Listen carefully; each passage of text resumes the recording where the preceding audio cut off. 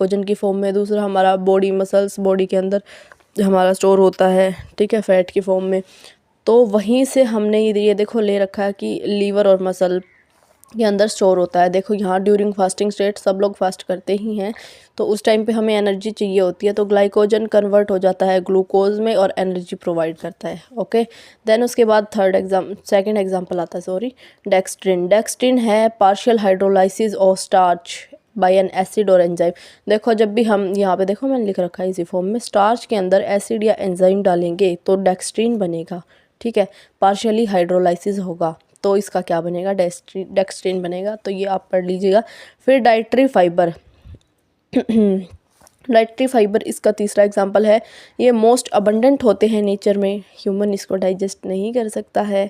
इसका essential role है हमारी डाइट के अंदर, जैसे कि pectin, cellulose, hemicellulose, lignin, gum and waxes. देखो इसका अगर हमारी बॉडी में बहुत इंपॉर्टेंट रोल है तो ये हमारी बॉडी के अंदर प्रेजेंट होते हैं, हमें बाहर से लेने की ज़रूरत नहीं होती है इनको, ठीक है। ये डाइटरी फाइबर्स है।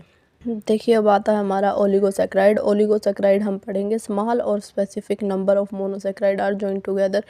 बहुत कम अमाउंट में हमें ओलिगोसैक्राइड के अंदर यूनिट्स मिलेंगी, ठीक है, जैसे कि लैक्टोज, माल्टोज, सुक्रोज। इसके इन तीनों के अंदर है ना, दो ही हमें सिंपल शुगर की यूनिट मिलेंगी, दो कार्बोहाइड्रेट या मोनोसैक्राइड की यूनिट मिलेगी, जबकि रेफिनोज और स्टेयोज के अंदर मिलेगी हमें 3, ठीक है। उसके बाद आता है कैलोरिक वैल्यू। कैलोरिक वैल्यू क्या होता है? कैलोरिक वैल्यू वो वैल्यू होती है, एनर्जी वैल्यू होती है किसकी, फूड की, ठीक है। दूसरा क्या है, एनर्जी वैल्यू है कार्बोहाइड्रेट की, जो किलो कैलोरीज में हमें देखने को मिलेगी। कार्बोहाइड्रेट की जो एनर्जी वैल्यू है वो हमें मिलेगी KCAL, it means kilo calories, ठीक है। अब इसकी डेफिनेशन बता दें तो amount of heat energy required to raise temperature of 1 kg of water by 1 degree Celsius, ठीक है। ये हमारी अमाउंट ऑफ हीट एनर्जी होती है जो हमें 1